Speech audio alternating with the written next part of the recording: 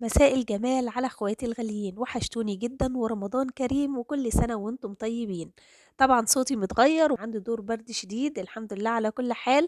النهاردة هنعمل مع بعض حاجة تحفة جدا، طبعا حلويات شرقية رمضان ما بيحلاش غير بيها، وهي صوابع زينب. برافو عليكم، شايفين تحفة جدا، حجمها زي ما هو، لا زادت ولا نفشت ولا شققت ولا اي حاجه، مقرمشه من جوه من بره وطريه جدا من جوه وشاربه الشربات بتاعها، وحاجه كده ايه، طعم فاخر من الاخر. يلا بينا نسمي الله ونبدا الفيديو. اول حاجه جبت كده بوله او اي حاجه عجن فيها، وحطيت فيها كوبايه من الدقيق منخول كويس، دقيق عادي جدا، واحط عليه نص كوبايه من دقيق السميد، اللي هو دقيق البسبوسه اللي احنا بنجيبه سايب من عند العطار ده. وهبدأ أحط عليهم كده ربع معلقة صغيرة من الخميرة. أهم حاجة ما تكتريش خميرة، لأن الخميرة هي اللي هتخليها ممكن حجمها يزيد معاكي وتنفش معاكي وتكبر لما تيجي تقليها. وأحط كمان نص معلقة كده من السكر وربع معلقة صغيرة من الملح. ما تكتريش سكر برضو علشان لونها ما يغمقش. والحاجة بقى أو التركة المهمة جدا، تحطي كيس فانيليا أو باكو من الفانيليا. هنقلب المكونات كلها كده مع بعض ونخلطهم كويس جدا جدا، وكده الوصفة بتاعتنا يعتبر مكوناتها كلها خلصانة من غير بقى أي افتكاسات أو أي إضافات، ملهاش أي 30 لازمة. دي طريقة الجاهزة بالظبط. هنيجي بقى بعد كده نجيب معلقتين كبار من السمنة المتماسكة اللي قبل ما نسيحها. بعد ما نسيحها طبعا حجمها بيزيد، هتديكي حوالي كده 6 معالق سايحين. هبدأ أنزل بيهم على الدقيق بتاعي كده، وهبدأ إن أنا أبسهم مع الدقيق كده، بحيث إن السمنة تختلف تماما كده وما عادش يكون ليها أي أثر. ومعايا نص كوباية من المية بالظبط كده، نص كوباية اللي معلقة مليانة من المية. هابدأ بقى كده أضيف المَيّة شوية بشوية، بس في الأول كده باتأكد إن السمنة كلّها اختلطت كده ودابت مع الدقيق واختفت وما عادش ليها أي أثر خالص، خالص. بعد كده هانزل بالمَيّة شوية بشوية، ودي طبعًا إحنا عارفينها في أي معجنات أو أي حاجة بنضيف فيها دقيق ومَيّة، إن إحنا بنضيف المَيّة شوية بشوية، لإن الدقيق بيختلف في امتصاصه للسوائل. خلاص كده أهو. بُصّوا بقى السمنة هنا ما عادش ليها أي أثر خالص. حد هيقول لي طب أنا ممكن أضيف زبدة؟ هاقول لِك ممكن طبعًا، بس السمنة بتدّيها نعومة كده وبتدّيها طراوة من جوّه. لكن طبعًا ناس هيقولوا لي ممكن نضيف زيت، هاقول لِك الزيت هينشّفها معاكِ أكتر، بس ممكن تعملي خليط سمنة على زيت لو أنتِ حابة. خلاص كده. هنا بقى أنا هاضيف المَيّة شوية بشوية، وباحاول إن أنا ألِم العجينة، ما باحاولش إن أنا أعجن كتير، لإن الدقيق بتاعي فيه سميد، والسميد كل ما إحنا بنعجن بيمتص السوائل أكتر وهينشف معاكِ ويشد أكتر. ودي تركة مهمة لازم تاخدي بالِك منها. هافضل بقى أضيف كده المَيّة شوية بشوية لحد لمّا ألِم العجينة كويس جدًا. هي هتاخد النُص كوباية ناقصة معلقتين كده من المَيّة، مقدار مضبوط جدًا، جدًا بالنسبة لنوع الدقيق اللي أنا مستخدماه. خلاص. أنا لميتها هنا كده. طب أعرف إزاي إن هي اتلمت معايا وبقت كويسة؟ بتدّينا عجينة ناعمة كده، وأمسك قطعة من العجينة وأبدأ إن أنا أكوّرها. لو لقيت العجينة ما شققتش معايا وادتني كورة كده ناعمة، يبقى كده العجينة بقت تمام وزي الفل ومضبوطة. هابدأ بقى إن أنا أبدأ نشوف نعمل فيها إيه. هنا كنت لسه بقى بالِم فيها، حسيتها محتاجة كمان شوية مَيّة، اديتها معلقة مَيّة زي ما إحنا شايفين كده. هنا خلاص بقت تمام، وحسيتها بقت ناعمة معايا وبقت حلوة جدًا، جدًا. أهو. تمام التمام. هالمّها بقى كده بالشكل ده، وهاخد جزء كده أكوّره وأشوف كده هي كده تمام والّا لأ.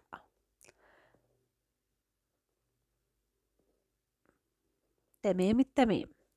على فكرة من الحلويات الجميلة جدًا اللي كلنا بنحبها، والسهلة جدًا، ما بتاخدش وقت خالص، بالضبط 10 دقايق وهتكون معاكِ جاهزة. الولاد بيحبوها والكبار. وطبعًا الحاجات اللي هي مقليات في الزيت دي ما انصحش أي حد يجيبها من برّه، لإن الزيت بيكون مؤكسد وبيكون مدخن، يعني بيكون مسرطن. نعمل الحاجات دي في البيت أفضل وأحسن وأنضف كمان، علشان صحتنا وعلشان صحة ولادنا، وكمان أرخص وأوفر لينا بكتير.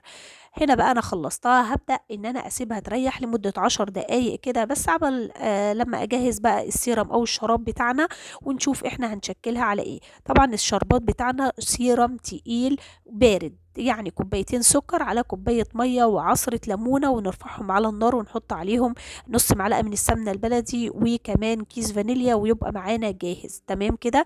انا بقى هشكلها على ايه؟ ممكن تشكليها على المبشرة او على مصفى سلك، او عندك على مصفى بلاستيك او اي حاجة تديكي نفس الشكل، او ممكن كمان قطاعة الكحك، يعني بصي اي شكل انت بتحبيه. انا بحب قوي بقى المصفى السلك اللي انا وريتها لكم دي. بقطع بقى كده كور صغيرة زي ما انتوا شايفين كده، وبعملها صوابع زي صوابع الكفتة الصغيرة كده، زي صوابع الكفتة الرز الصغيرة كده تمام. هبدأ بقى ان انا اقطعهم كده، واجيب بقى المصفى السلك دي انا بستخدمها مخصوص لصوابع زينب.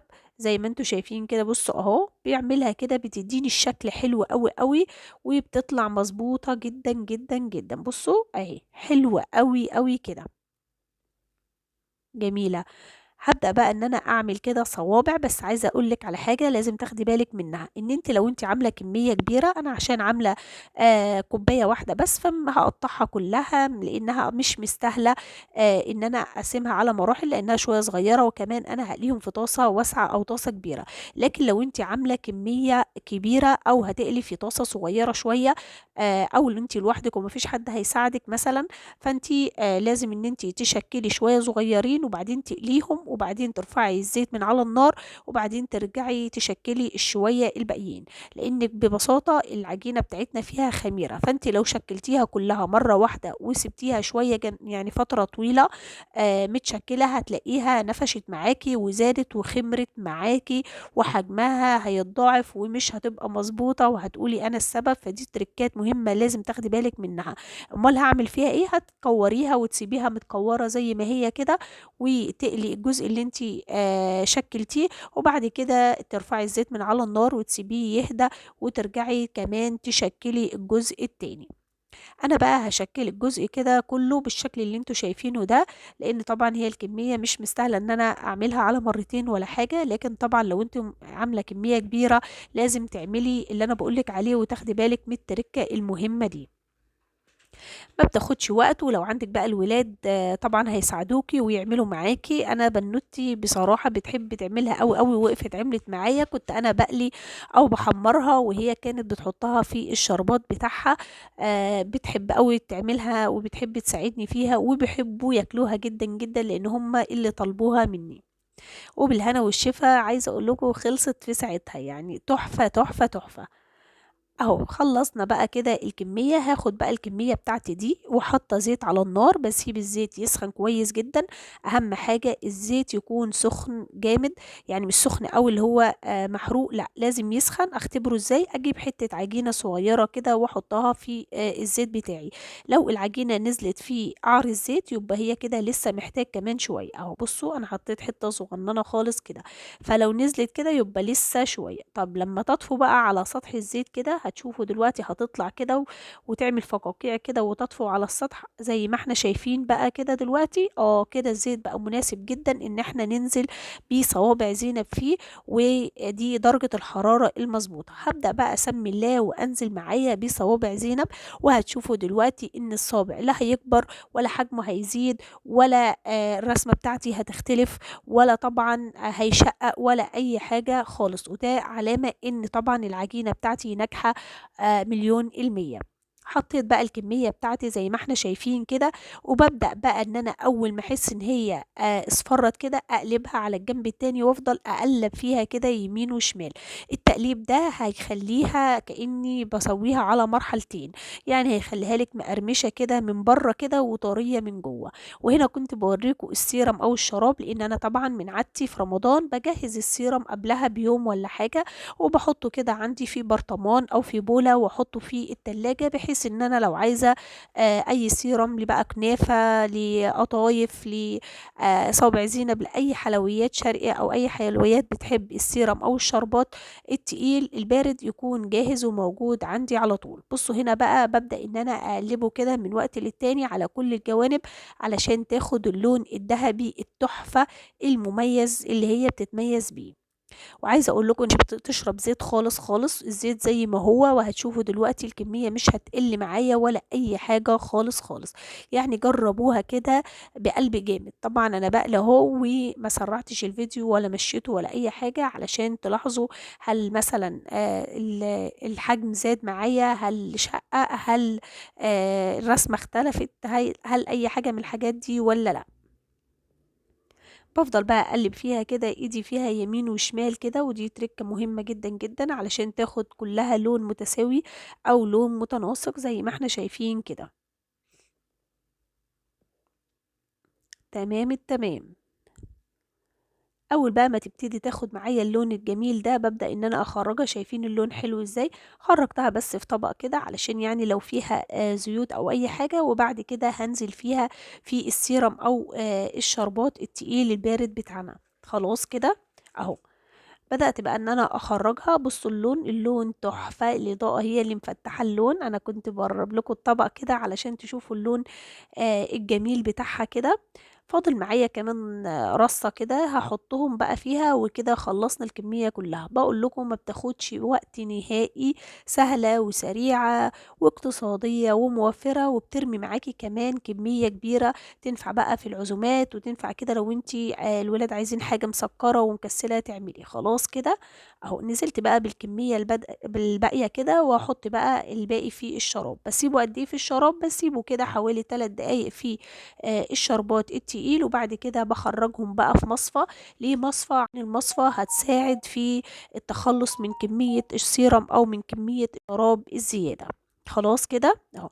هنا بقى كنت باقلِّب الكمية التانية أو الأخيرة اللي باقية من صوابع زينب، وهنخرّجها بقى في الطبق ويالّا نشوف. هنا بقى كنت خرّجتها وبابدأ إن أنا أنقلها من المصفى بتاعنا في طبق التقديم زي ما إحنا شايفين كده، أهو. كنت بقى باخرّج الكمية الباقية، كنت باورّيها لكم كده، وبابدأ إن أنا أحطّها بالشكل اللي أنتم شايفينه ده. تحفة، تحفة، تحفة.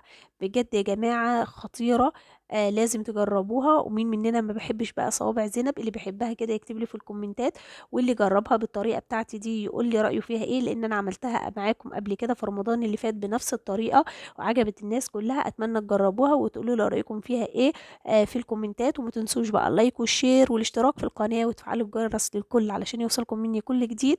دمتم في حفظ الله، والسلام عليكم.